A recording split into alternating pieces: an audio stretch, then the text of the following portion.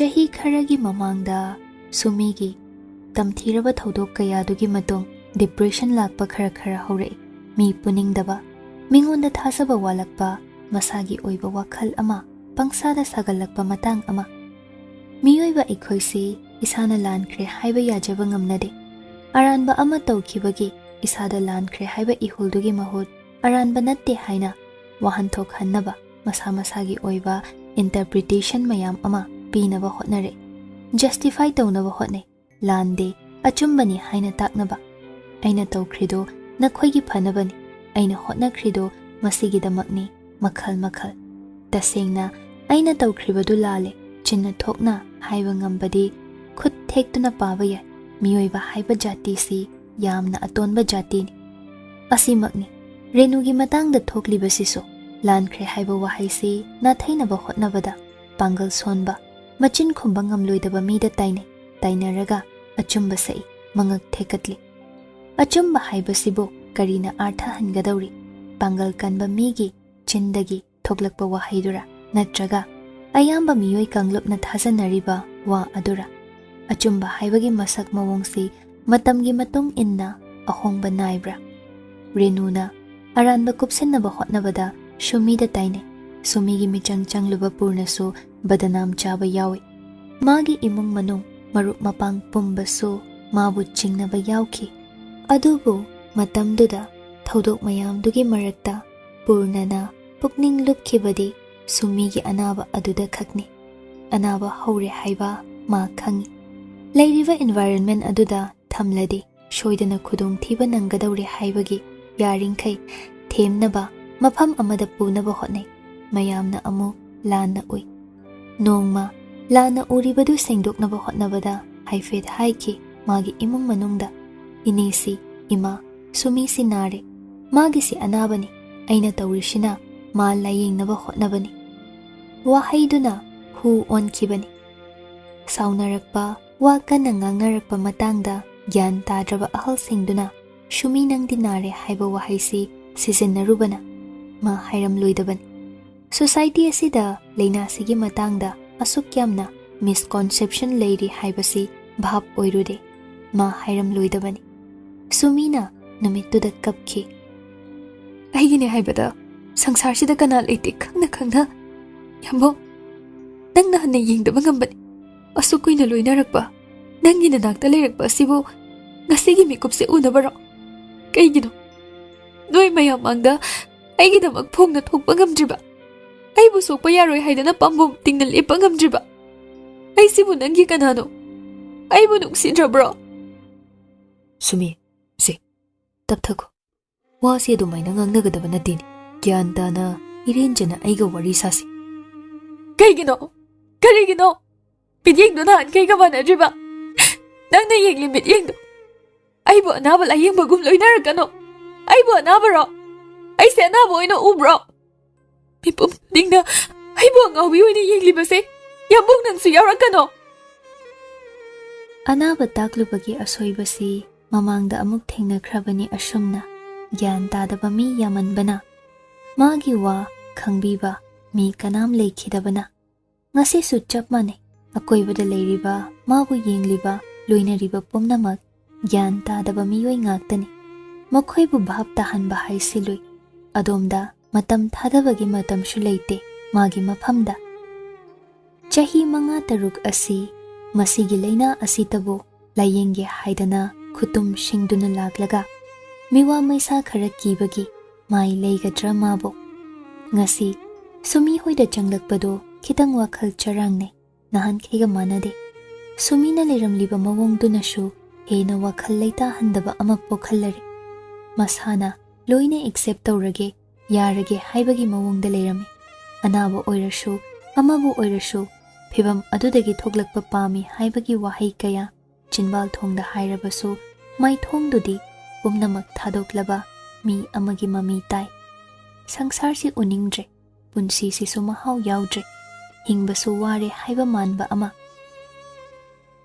yam kuina naba yaba nateda ai lerisidi aina thuna phangani sumi nokfet tawi aigomna Sumaina naba mi yam leibra yambo? Leile. Yamna le. Nang kagda nati. Mi yam leikrabazani. WakhaL pikthakhidanaba hairakpa wahayni. Wahaydo haina haina. Sumigi mawong matawshu kupna yenglibani. Sigi hidaksingse charaga pharakdoiro. Hidaksingse su chagadabani. Adagi aigasu wari hapta khudingi sanadaw. Nangi nungaitaba leibakai loina ingonda haidaw. Sida nati. Machi oiba chinjak chaba hakchang sajel tawba. Imagasu wari toina toina saba. Chak chaminaba.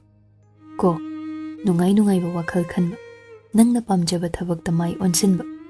Nangi hobby kari lege. Matam lenbada sum pamjana tawningba ama. Kashu pamdeda. Kashu pamde nati. Khanko. Khudakta hairakino. Kaigumba ama soidana leiramgani. Aidi ngaihak sangba matamda lairik paba yam nungai. Adudagi mina wari liraga aina sum tumin tabasu nungai. Pamje. Asi haina second ama ani shumigi mawong yeng.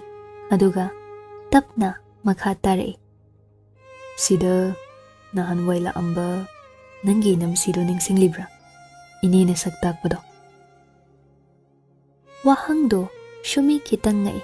Adumakti hangakani khaludabani. Mihulso dang chongi. PURNA na asi haudoraklibasi mawu chaigadawribra khalli khudaktuda masado pakhatle. Adubo PURNA na paukhum ngaibadawna mangonda yenglaga leibaduda khonjeldo tanik khumlei. Ningshingi. Aidi nang kauramladaboy ningur. Numittudagi wahay machet amata supana khidridana. Ay asengbadadi kauthurabani. Nahan imana wari oinali. Adudagi khara ningsingbagum taw. Phajana di ningsingba nati. Kaigino khangte. Aina kauthokle se hege. Kashu kaide. Adugi wa nati. Aina haige tawbas. Noi inam sido wari liba yam hai. Madi lairik yam pai. Adudagi paruriba mayamdo. Aingonda muklib. Nangonda sulihangi. Wari mayam ama. Yam nungai krabazanida. Nangbu angak pa wari taningdro sangsarge. Shumi. Nang nungma maga unawdana. Unagi. Aikoi ichan machaga su wari saw. Chithi mai isira. Ichan macha. Mahabu kamdawrige. Paenubi oleda madi. Angang ani sukri. Ahal dudi amuk toy bangaw sinnabada ngahakta gyanta na pambaga ngamba natida. Atonba dudi masak udre isu. Aikoi punna koirusi. Nang naba farakanda. Imasi hoina yam saunida. Asi haina shumi mapi tarai. Ihe karigi saudoino ne. Aise chatlo khuding thonglaba mafam khuding afabam tapudi. Pap chen badawna tawri. Pap chen ba haisi karino khangabo. Mina nangbo hanthana yengakpadu nati. Nang nasabo hanthana yengjabaduni. Mina nangonda soiraklaga madugi pap nangna karigi pudoino ni. Isa hana nungshibadamsi. Nang iba khara haidai. Kuireda idaba. PURNA notebook amaga pen amaga puthoklaga sumida pi. Se thamjil. Sidane nongmagi nangi maramda nasana khanjaba kai lamai amamam iram. Kai idoino. Adu nongmagi thodok wathok oirashu yai. Adu natab isana isagi maramda khanba WakhaL khara. Ai hairoida. Try dosi. Idrasu yaise. Thamda thamjil. Namdana pisilai. Sumishu moli lawi. Ado matam kharadi ikoi hospital da laisi yabro. Yambo. Aise yam narabo. Hospital da laidoise. Natteda. Aise handak thaba khara chili. Adugine. Sida hangat handa lakpado faragama tarab. Lamsu lapidana. Aina sat lakningba matamdashu hek lakpa phangde. Nungaidi.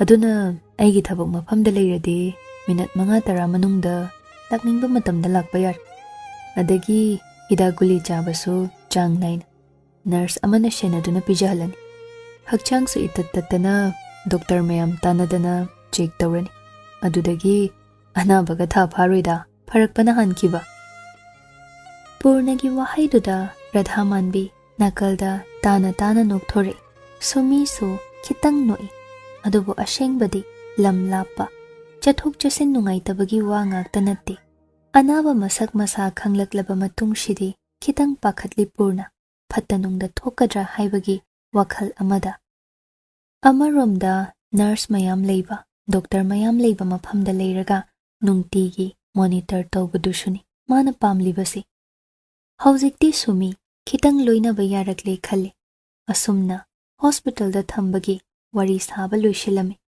ꯉꯁꯤꯗꯤ ꯄꯨꯔꯅ ꯉꯟꯇꯥ ꯍꯜꯂꯛꯏ ꯊꯣꯏꯕꯤꯒꯤ college class ꯂꯣꯏꯕ ꯃꯇꯝ ꯑꯣꯏꯕꯗꯨꯗ ꯂꯧꯕꯤꯈ꯭ꯔꯒꯦ ꯈꯟꯅ campus ꯃꯅꯨꯡꯗ ꯒꯥꯔꯤ ꯊꯧꯖꯤꯜꯂꯛꯏ ꯑꯗꯨꯒ ꯃꯈꯣꯏꯒꯤ ꯒꯦꯠ ꯑꯗꯨꯗ ꯈꯥꯝꯃꯤ ꯊꯣꯏꯕꯤ ꯃꯃꯥꯟꯅꯕꯤ ꯃꯌꯥꯝꯒ ꯊꯣꯛꯃꯤꯟꯅꯔꯛꯏ ꯇꯨꯡꯗ ꯄꯥꯈꯪ ꯈꯔꯁꯨ ꯏꯟꯅꯔꯤ ꯃꯗꯨ ꯎꯕꯗ ꯄꯨꯔꯅ ꯃꯊꯟꯇ ꯅꯣꯛꯏ ꯑꯃꯨꯛꯁꯨ ꯈꯜꯂꯛꯏ ꯃꯥꯒꯤ ꯄꯨꯟꯁꯤꯒꯤ ꯁꯪꯁꯥꯔ ꯑꯁꯤꯒ ꯊꯣꯏꯕꯤꯒꯤ ꯁꯪꯁꯥꯔ ꯑꯁꯤꯒ ꯀꯌꯥꯗ ꯈꯦꯠꯅꯔꯤꯕꯅꯣ ꯈꯦꯠꯅꯕ ꯀꯧꯒꯗ꯭ꯔꯥ ꯅꯠꯇꯦ ꯈꯦꯠꯅꯕ ꯍꯥꯏꯕ ꯌꯥꯔꯣꯏꯗꯧꯔꯤ ꯃꯇꯝ ꯑꯃꯗ ꯃꯥꯅ ꯂꯥꯟꯊꯣꯛꯇꯨꯅ ꯂꯣꯏꯅꯗꯨꯅ ꯂꯥꯛꯈ꯭ꯔꯕ ꯁꯪꯁꯥꯔ ꯑꯃ ꯃꯁꯤꯅ ꯐꯔꯦ ꯒꯦꯠ ꯂꯥꯟꯊꯣꯔꯛꯄꯗ ꯄꯨꯔꯅ ꯂꯦꯞꯇꯨꯅ ꯂꯩꯔꯝꯕꯗꯨꯗ ꯊꯣꯏꯕꯤ ꯉꯛꯂꯞ ꯌꯦꯡꯂꯛꯏ ꯑꯗꯨꯒ ꯃꯀꯥ ꯂꯥꯝꯕ ꯃꯤꯅꯣꯛ ꯑꯃꯒ ꯂꯣꯏꯅꯅ ꯆꯦꯟꯁꯤꯜꯂꯛꯏ ꯃꯃꯥꯟꯅꯕꯤ ꯃꯌꯥꯝꯗꯨ ꯊꯅꯝꯂꯒ ꯊꯕꯛ ꯉꯟꯇꯥ ꯂꯣꯏꯕ꯭ꯔꯣ ꯑꯩꯗꯤ ꯏꯂꯤꯇꯥꯒꯤ ꯂꯨꯅꯥꯗ ꯊꯤꯜꯍꯜꯂꯝꯃꯒꯦ ꯇꯧꯔꯤꯅꯤ ꯂꯨꯅꯥ ꯇꯣꯡꯅꯤꯡꯕ꯭ꯔꯣ ꯅꯪꯕꯣ ꯑꯗꯨꯏ ꯋꯥ ꯅꯠꯇꯦ ꯁꯤ ꯍꯥꯏꯔꯒ ꯒꯥꯔꯤ ꯀꯥꯈꯠꯂꯤ ꯄꯨꯔꯅꯁꯨ ꯀꯥꯔꯛꯇꯨꯅ ꯒꯥꯔꯤ ꯁ꯭ꯇꯥꯔꯠ ꯇꯧꯅ ꯇꯧꯅ ꯍꯥꯏꯔꯤ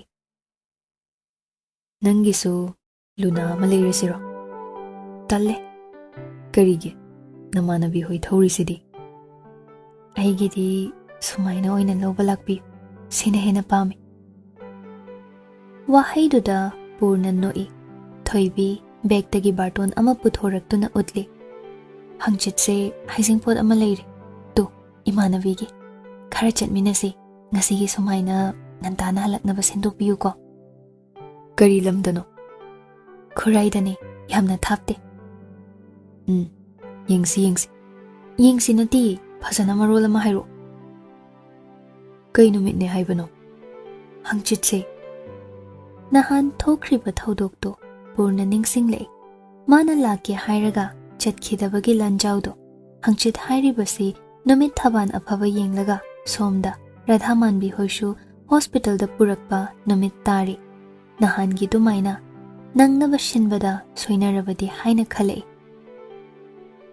ꯁꯅꯥ ꯍꯪꯆꯤꯠꯁꯦ ꯑꯩ ꯈꯔ ꯐꯔꯛ ꯇꯥꯗꯧ ꯃꯥꯜꯂꯤ ꯊꯕꯛ ꯌꯥꯝ ꯂꯩꯕ꯭ꯔꯣ ꯌꯨꯝ ꯌꯧꯕꯒ ꯐꯖꯅ ꯍꯥꯏꯔꯒꯦ ꯕꯖꯥꯔꯗ ꯆꯪꯗꯨꯅ ꯄꯣꯠ ꯆꯩ ꯈꯔ ꯂꯩ ꯑꯦꯟꯁꯥꯡ ꯅꯥꯄꯤ ꯑꯗꯨꯗꯒꯤ ꯊꯣꯏꯕꯤꯒꯤ ꯉꯥꯏꯍꯥꯛ ꯉꯥꯏꯍꯥꯛꯀꯤ ꯄꯥꯝꯃꯛꯄ ꯃꯤꯠꯅ ꯎꯕ ꯈꯔ ꯐꯨꯔꯤꯠ ꯐꯤ ꯈꯨꯖꯤ ꯑꯃꯃꯨꯛ ꯈꯜꯂꯤ ꯃꯊꯟꯇ ꯑꯄꯥꯝ ꯄꯥꯝꯗ ꯈꯟꯗꯣꯛꯄ ꯄꯦꯜꯂꯛꯇ꯭ꯔꯗꯨꯅ ꯄꯨꯔꯅꯁꯨ ꯌꯥꯎꯍꯜꯂꯤ ꯄꯨꯔꯅꯒꯤ ꯐꯖꯩ ꯈꯛꯇ ꯄꯣꯠ ꯈꯨꯗꯤꯡꯃꯛ ꯍꯥꯏꯕꯗꯨꯅ ꯍꯦꯟꯅ ꯈꯣꯏꯗꯧ ꯁꯥꯎꯒꯠꯂꯛꯏ ꯑꯅꯤꯃꯛ ꯐꯖꯩꯕꯨ ꯀꯩꯅꯣ ꯁꯝꯈꯥ ꯑꯃ ꯈꯜꯂꯣ ꯍꯥꯏꯕꯅꯦ ꯊꯣꯏꯕꯤꯒꯤ ꯀꯥ ꯍꯦꯟꯅ ꯏꯁꯧ ꯂꯥꯡꯕ ꯃꯑꯣꯡꯗꯨꯗ ꯄꯨꯔꯅ ꯇꯤꯡꯉꯛ ꯌꯦꯡꯉꯤ ꯀꯔꯤꯅꯣ ꯃꯥꯒꯤ ꯅꯨꯄꯤꯁꯤꯕꯣ ꯀꯨꯏꯔꯒ ꯏꯁꯧ ꯂꯥꯡꯕ ꯌꯥꯝ ꯀꯟꯈꯠꯂꯛꯂꯤꯁꯤꯕꯣ ꯑꯁꯨꯝ ꯇꯧꯅ ꯖꯥꯠꯂꯥ ꯌꯨꯝ ꯄꯥꯜꯂꯤꯕ ꯃꯌꯥꯝꯁꯤ ꯃꯇꯥꯡꯗꯨꯗ ꯁꯨꯅꯤꯜ ꯅꯤꯡꯁꯤꯡꯂꯛꯏ ꯍꯜꯂꯛꯄꯒ ꯋꯥꯔꯤ ꯇꯞꯅ ꯇꯝꯃꯤ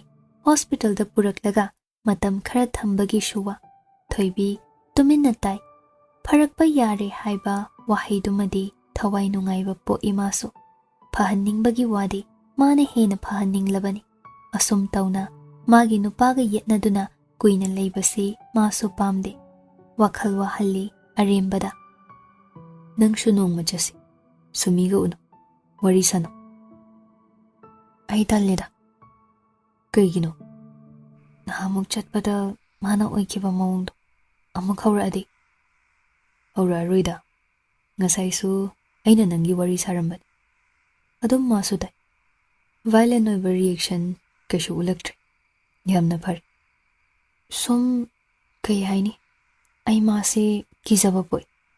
Mamangda ihan hana thina kiba numitudagi hainadaba ma dum phawkre. Isada kyaw kyaw lawba ma. Khak hairaga leithokibaduda thoibi PURNA si nungai khidrabra khali. Hainade hairubagira pamdaba mawong utlubagira wa sengtoi. Hainade haibadi atainade. Ururiba mayamdunani. Mi ama oina mahabo hainade haibanati. Ai khangi. Masi nang khagi wanati. Mi loina makinida. Asomna naba singsi general public na kaya hainade. Loina baso haiti. Ekoina muk profession sida leirubagi understand to bai wan. Kashu kaidese. Nang na hainadribado masana taban. Normal behavior dagi karana thairakba haisidabu singaktan. Adubu thoibi PURNAda munne yengi. Mamangda mana haikiba wa ibanigi marakta ahangba leirisi kaino haibadu ningsingle. Ngasisu wahang oina thamoinungda hangi. Emotional oiba connection ama watpago. Masi karigi oiribano. Amana amabu khangba watpadagini. PURNAgi wa thoibina khangdi. Thoibigi wa su PURNAna khangba watli. Thamoi ani phana nungshinarabasu magi damak pumnamak ngamgani leplabasu. Amana amagi pukningi wa khangdrabadi masak khangdaba pal amana maikei animakki mayaida thattuna adum lei. Pal aduni anisigi mayokta ngasi leplibasi. Mamangda thoibina khangsaw sawkhiba numitta matangna phibamna phathakhrabasu maduda chuduna leihoba warobagi maido omduna machit makai oina khara leihorabani. Masi thoibi masasu khangjade. Senkibagi matung inna sumi puraklaga hospital da thamle. Nongmagi chak ensang PURNAna hotel dagi lawhalli. Sangba kanda mana leiduna pui. Wasi icham chamna khandoknarabadi thoibida thonghanduna puba yabani. Imang manung ama oina.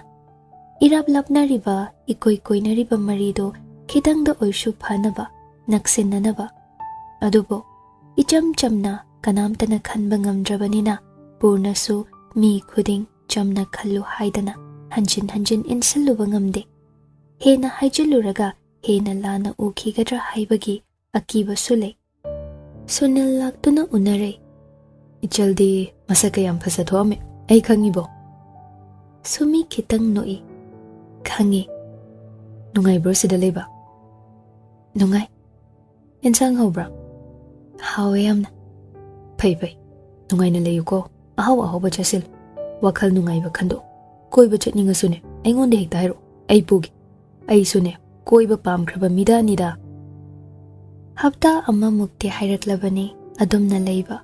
Sumi hanadagi khitang change tawbadi ui. PURNAna piba notebook aduda nongmagi mana tawkhiba thabak khanba WakhaL isilli.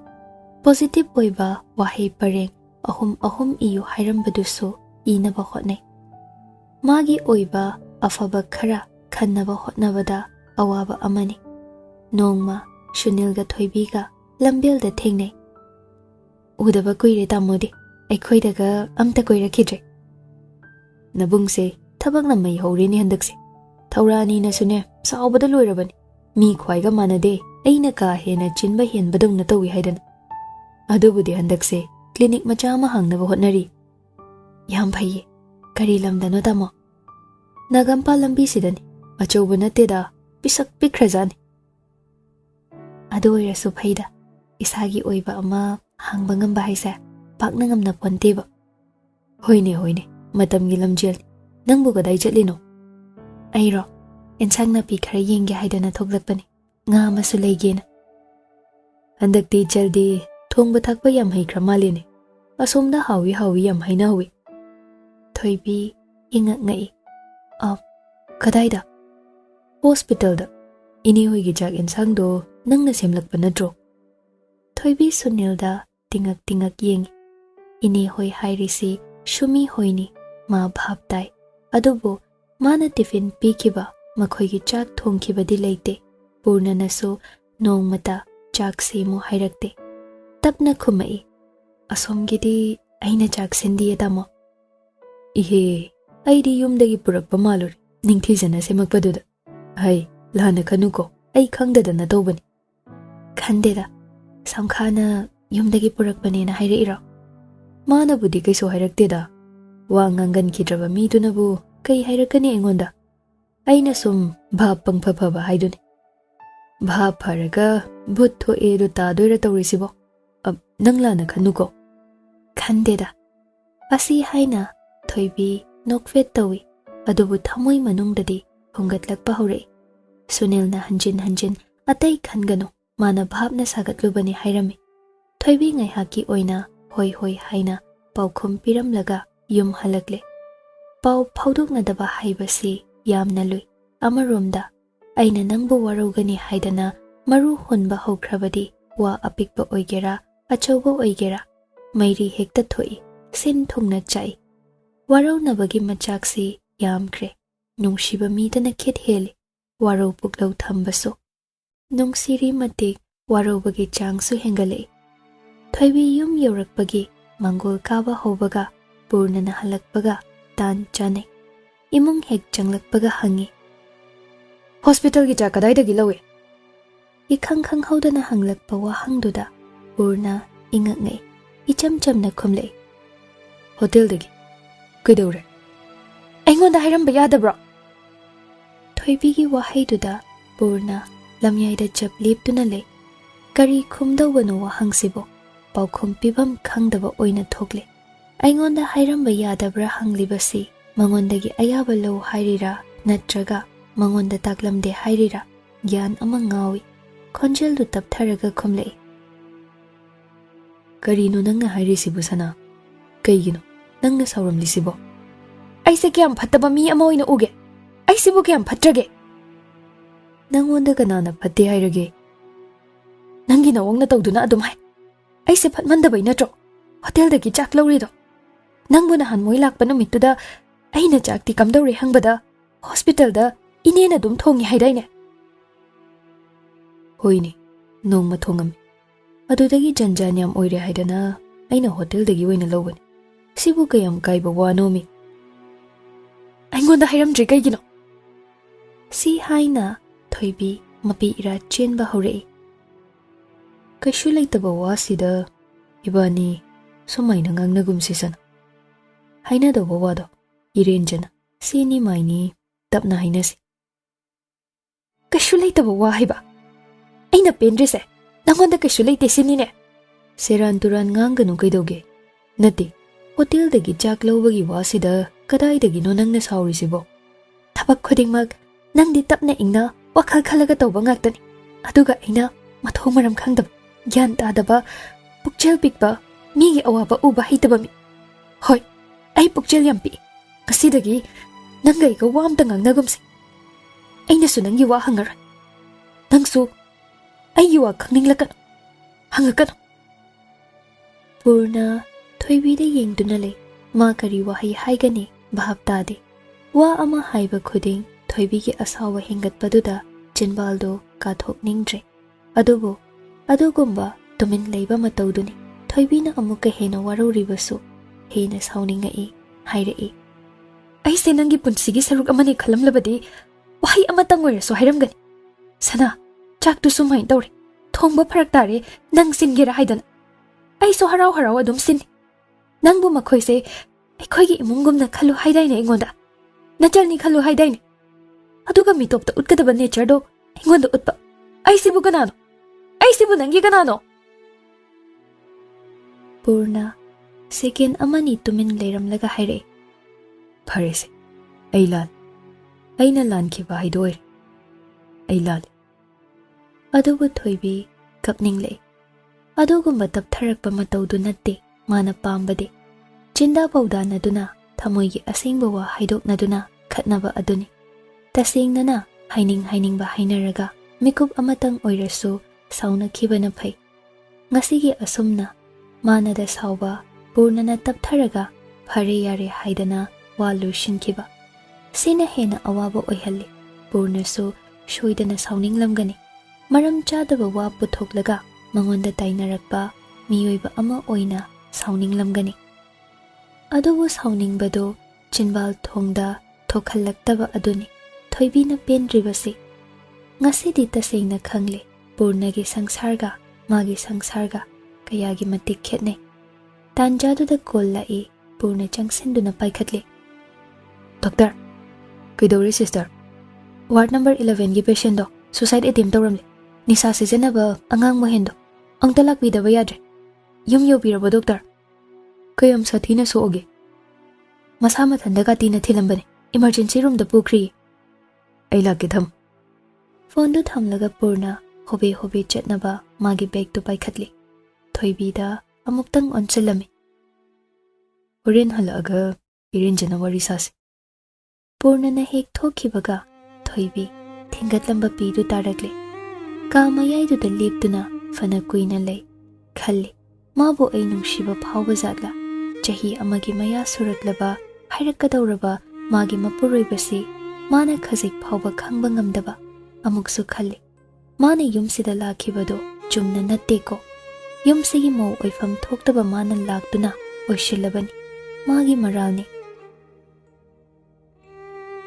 ꯃꯄꯤ ꯇꯩꯊꯣꯛꯏ ꯃꯈꯨꯠꯅ, ꯑꯗꯨꯒ ꯀꯥꯗꯨꯗꯒꯤ ꯊꯣꯛꯂꯛꯏ꯫ ꯃꯄꯥꯟꯗ ꯄꯨꯅꯥ ꯄꯥꯟꯁꯤꯜꯂꯝꯃꯤ꯫ ꯃꯥꯂꯌꯥ ꯍꯣꯏꯔꯣꯝꯗ ꯂꯥꯛꯂꯒ ꯕꯣꯏꯆꯥꯕꯨ ꯌꯨꯝ ꯐꯥꯎꯕ ꯊꯤꯜꯂꯨ ꯍꯥꯏꯔꯦ꯫ ꯊꯦꯡꯖꯤꯜꯂꯛꯄ ꯃꯇꯝꯗꯨꯗ ꯕꯣꯏꯆꯥ ꯍꯥꯏꯐꯦꯠ ꯉꯛꯏ꯫ ꯑꯗꯨꯕꯨ ꯊꯣꯏꯕꯤꯅ ꯆꯠꯇꯕ ꯌꯥꯗꯕꯅꯤ ꯍꯥꯏꯕꯗꯨꯗ ꯃꯣꯇꯣꯔ ꯁꯥꯏꯀꯜꯗ ꯊꯤꯜꯂꯛꯏ꯫ ꯕꯣꯏꯆꯥꯕꯨ ꯊꯣꯡꯒꯥꯜꯗꯒꯤ ꯊꯥꯗꯣꯛꯈꯤ꯫ ꯁꯣꯝꯗ ꯁꯟꯙ꯭ꯌꯥ ꯋꯥꯏꯔꯝꯗ ꯃꯆꯥꯅ ꯃꯊꯟꯇ ꯂꯥꯛꯄ ꯎꯕꯗꯨꯗ ꯔꯥꯁꯤ ꯏꯉꯛ ꯉꯛꯏ꯫ ꯀꯞꯂꯨꯕꯒꯤ ꯃꯃꯥꯏ ꯃꯃꯤꯠꯇꯁꯨ ꯃꯃꯤ ꯇꯥꯔꯤ꯫ ꯋꯥꯍꯪ ꯃꯌꯥꯝ ꯍꯪꯂꯤꯕꯗꯨ ꯇꯥꯗꯅ ꯃꯀꯣꯛ ꯆꯤꯛꯏ ꯍꯥꯏꯗꯅ ꯐꯃꯨꯡ ꯀꯥꯗꯨꯅ ꯍꯤꯞꯂꯒ ꯂꯩꯈ꯭ꯔꯦ꯫ ꯔꯥꯁꯤꯅ ꯍꯥꯏꯔꯤ, ꯕꯦꯃꯥ, ꯅꯣꯏꯕꯨ ꯀꯩꯗꯧꯅꯔꯒꯦ ꯃꯤ?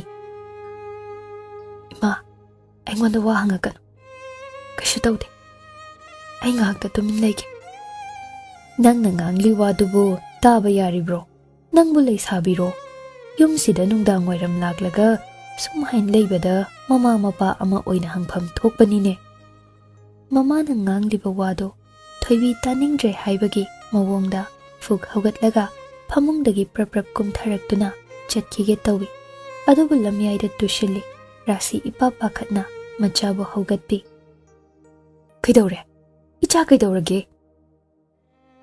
ꯊꯣꯏꯕꯤ ꯀꯞꯂꯤ ꯀꯞꯂꯤ ꯃꯃꯥꯗ ꯍꯥꯏꯔꯛꯏ꯫ ꯑꯩ ꯌꯥꯝ ꯋꯥꯔꯦ ꯍꯥꯏꯕ ꯏꯃꯥ꯫ ꯉꯥꯛꯇ ꯄꯣꯊꯥꯒꯦ ꯍꯥꯏꯕ꯫ ꯁꯦ ꯍꯤꯞꯊꯧꯁꯦ꯫ ꯑꯩꯅꯦ ꯀꯔꯤꯝ ꯍꯪꯂꯔꯣꯏꯒꯦ꯫ ꯉꯥꯏꯍꯥꯛ ꯍꯤꯞꯄꯨ꯫ ꯀꯣꯛ ꯀꯩꯗꯧꯒꯦ? ꯉꯥꯎꯔꯤꯔꯣ ꯅꯪꯒꯤꯁꯤꯕꯣ? ꯊꯣꯏꯕꯤ ꯈꯨꯝꯂꯛꯇꯦ꯫ ꯇꯨꯃꯤꯟ ꯍꯤꯞꯊꯈ꯭ꯔꯦ꯫ ꯔꯥꯁꯤꯗꯤ ꯄꯥꯈꯠꯇꯨꯅ ꯑꯉꯥꯡ ꯈꯔꯒ ꯃꯃꯥꯡꯂꯣꯝꯗꯒꯤ ꯅꯔꯁ ꯑꯃ ꯂꯩꯕꯗꯨ ꯀꯧꯍꯜꯂꯤ꯫ ꯅꯔꯁ ꯑꯗꯨ ꯂꯥꯛꯂꯒ ꯃꯤꯍꯨꯜ ꯌꯦꯡꯉꯤ, BP ꯆꯦꯛ ꯇꯧꯏ꯫ ꯀꯩꯁꯨ ꯊꯣꯏꯗꯣꯛꯄ ꯇꯧꯗꯦꯗꯩꯅꯦ, BPꯁꯨ ꯅꯣꯔꯃꯦꯜꯅꯤ꯫ ꯃꯀꯣꯛ ꯉꯥꯎꯔꯛꯏ ꯍꯥꯏꯁꯦ ꯀꯝꯗꯧꯕꯅꯣ? ꯃꯊ꯭ꯋꯥꯏ ꯈꯔ ꯅꯨꯡꯉꯥꯏꯇꯕ꯭ꯔꯥ ꯈꯪꯗꯦꯅꯦ ꯇꯧꯔꯤꯁꯦ꯫ ꯑꯩꯈꯣꯏ ꯊꯣꯏꯕꯤꯁꯦ ꯌꯨꯝ ꯄꯥꯟꯕ ꯊꯥ ꯀꯌꯥ ꯍꯥꯏꯔꯛꯑꯒꯦ? ꯊꯥ 9 ꯍꯥꯏꯔꯛꯑ ꯃꯥꯜꯂꯦ꯫ ꯃꯥꯒꯤꯁꯦ ꯈꯔ ꯃꯨꯟꯅ ꯌꯦꯡꯕꯤꯌꯨ, ꯍꯣꯁꯄꯤꯇꯥꯜꯗꯔ ꯀꯩꯅꯣ ꯄꯨꯔꯒ꯫ ꯀꯅꯥꯅ ꯈꯪꯕ, ꯄꯥꯎ ꯅꯨꯡꯉꯥꯏꯕ ꯑꯣꯏꯔꯝꯕꯁꯨ꯫ ꯑꯩ ꯋꯥ ꯈꯔ ꯍꯪꯒꯦ꯫ ꯑꯁꯤ ꯍꯥꯏꯅ ꯅꯔꯁ ꯑꯗꯨꯅ ꯊꯣꯏꯕꯤꯗ ꯀꯣꯏꯁꯟ ꯈꯔ ꯇꯧꯏ꯫ ꯊꯣꯏꯕꯤ ꯍꯧꯖꯤꯛꯇꯗ ꯚꯥꯞ ꯑꯣꯏꯔꯛꯏ꯫ ꯍꯟꯗꯛ ꯊꯥ ꯈꯔꯁꯤ ꯃꯥ ꯃꯁꯥꯒꯤ ꯋꯥꯈꯜ ꯇꯧꯔꯨꯗ꯭ꯔꯦ꯫ ꯀꯔꯤꯒꯨꯝꯕ ꯑꯃꯗ ꯑꯗꯨꯝ ꯃꯥꯏꯄꯨꯅꯗꯨꯅ ꯂꯩꯈ꯭ꯔꯦ꯫ ꯅꯔꯁ ꯑꯗꯨ ꯆꯠꯈ꯭ꯔꯕ ꯃꯇꯨꯡ ꯔꯥꯁꯤꯅ ꯍꯪꯉꯤ, ꯀꯌꯥꯝ ꯀꯨꯏꯔꯦ ꯅꯪꯒꯤ ꯊꯥꯒꯤ ꯈꯣꯡꯀꯥꯞ ꯂꯦꯞꯄꯗꯤ? ꯊꯥ ꯑꯃꯈꯛ꯫ 2 ꯁꯨꯈ꯭ꯔꯕ꯭ꯔꯥ? ꯑꯗꯨ ꯐꯥꯎꯕ ꯅꯪ ꯈꯪꯗ꯭ꯔꯕꯅꯤꯀꯣ? ꯕꯦꯝꯃꯥ, ꯅꯪꯁꯤ ꯀꯃꯥꯏꯅ ꯇꯧꯅꯤ ꯑꯩꯗꯤ? ꯊꯥꯏꯅꯗꯩꯁꯨ ꯑꯗꯨꯝ ꯆꯥꯡ ꯅꯥꯏꯗꯕꯗꯨꯗ ꯚꯥꯞ ꯑꯣꯏꯗꯕꯅꯤ꯫